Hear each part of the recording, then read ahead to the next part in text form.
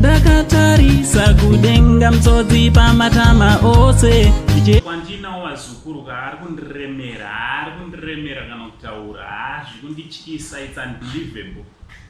Hazvigamuchirike vazukuru kutaurirana chokwadi, asi kutongogamuchira anditi kutongogamuchira.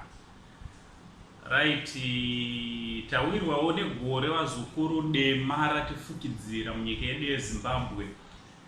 Our one and only socialite, celebrity, Genius Kadungure, Ginimbi, as he is well known, Wazukuru, he is no more.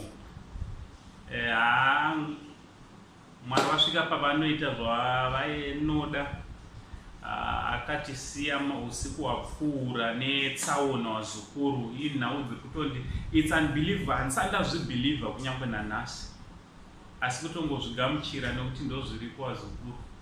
Mukomana aenda. Tichida kungoti kumhuri yese kwakadungura kweukama, tine urombo nematambudziko.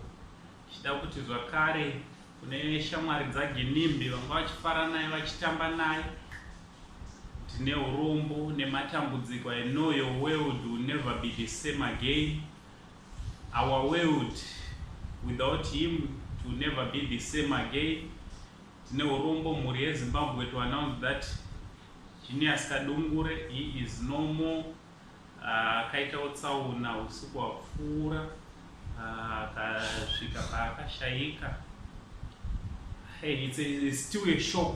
Kutotadza kana kutaura, asi ndozviripo, tongogamuchira.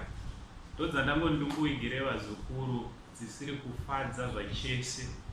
Tine urombo mhuri yeZimbabwe, tichingoti dai mweya wake wazorora nerugare.